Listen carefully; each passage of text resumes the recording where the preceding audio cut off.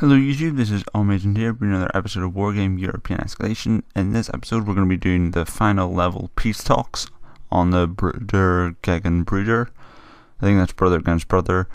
Just to let you know, this is actually the third time I've tried this level in this series. The first time I failed miserably because I bought the wrong units. Second time Fraps crashed and didn't record anything. So this is lucky attempt number 3.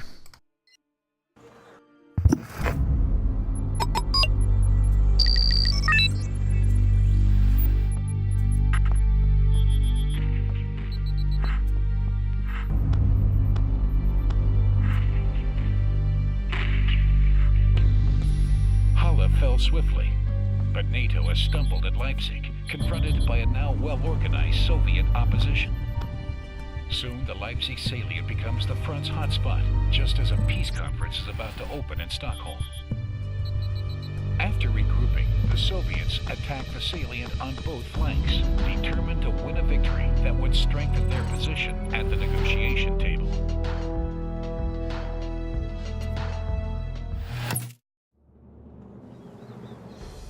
The enemy is massing to crush the Borna salient before the peace signature. American and French detachments are positioned and ready to repel part of the enemy offensive. The enemy must under no circumstances be allowed to reach and cross the river, or it will be the doom of the whole salient. Okay, so this is the first mission with a deployment phase that you see in multiplayer. Basically, nothing happens until I press this little start button. Which allows us to get a well-organized defensive position ready to defend. So let's get that done. So we're going to start off by getting our highest quality of Jager infantry to occupy this sort of farmhouse here. I think they'll be able to get captured even if their transports can't go into it. Let's see. Vehicles. Now we need these. I'm going to use these guys because I don't know why you'd use them, I don't know, but anyway, for positioned here, and then a good recon. We're going to be using the where is it? The Mutt recon. It's unarmored, but it's got good recon and it's only 30, so that's a very good bonus. Again, over here. Because this is a road, I think I'm going to use some big keep tanks. The Leopards are a well-vetted unit, so I'm going to get them. Actually, no, I'm not going to use them because infantry may come and I want a machine gun. I'll upgrade to this unit, the 1A2, because it's got a machine gun on it, and that's always something you want when dealing with infantry. But I am going to back them up with the remains of these guys because they've got a lot of it's a short-range AP unit. I'm just going to buy some more machine guns just for infantry's sake, and that should do that front there. Obviously I'm doing this all with hindsight, I can't really help it, but you know what you know.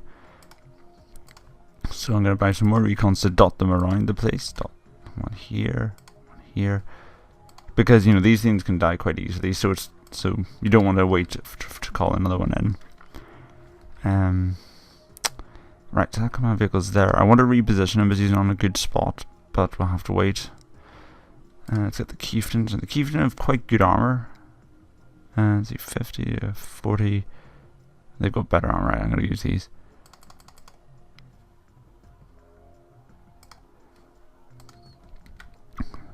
Because sometimes the Soviets are sending a little flanking force around here.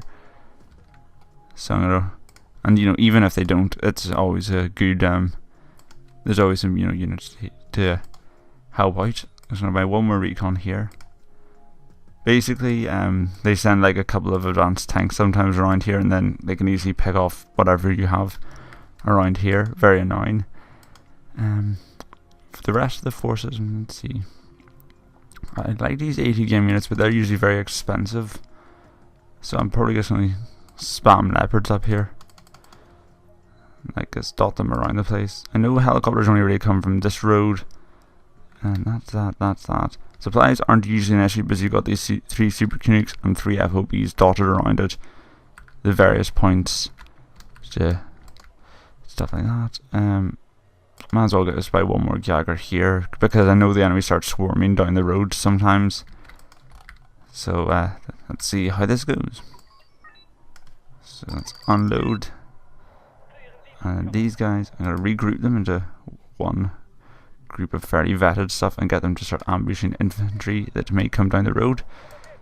Same with these guys. I'm going to split them up just so they go to different points. Also, I want this command vehicle to move back here into this hedgerow. Doesn't mean we can't deploy units for a brief period of time, but it's worth it. I want these guys to sort of hide behind the bushes so they can ambush helicopters. I want these guys to actually get in the buildings. Let's see, hopefully, yeah, they can stay there.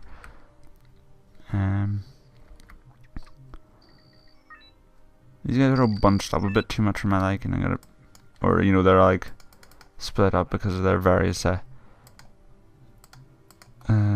units. You see, I like my units to be a bit spread out apart so I can like micro them a bit if the situation calls for it. Why can't I select you? Don't know. Right, so basically I want the chieftains to be taking the... What is going on? Why can't I select anything? There we go. Right. So I want the chieftains to be here, these guys to be here, and these guys to sort of hide back, sort of, so I can see them coming. Like that to do it. Okay, let's get them... let's get the Monster out of the way. You know, it's two groups of infantry. Let's just get these guys on them. They keep 5 points each, and they've got a machine gun, the MG3, which is a very good machine gun. As you can see, it's just tearing them apart. Of course, they've got bazookas, which can do almost instant kill damage to a unit this week, but didn't last long. Let's go say that. Also, should start micromounting the supplies. One up here, one up here. Ideally, we want 4. But you know, the cost of buying a super Canuck, you don't even have them. We'd have to use the regular British Canuck or the fast French Puma.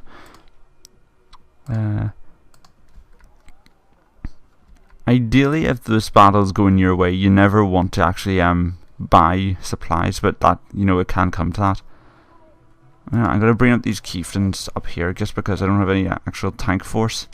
And if the T-34s attack this sort of top forest line, because you see there's a sort of difference in gradient, where the advanced tanks come down this little gully here, but then sometimes they send tanks up to attack the forest there. So I think I might reposition the chieftains to take out them, because these guys could do a fairly decent job of ambushing on their own, I guess.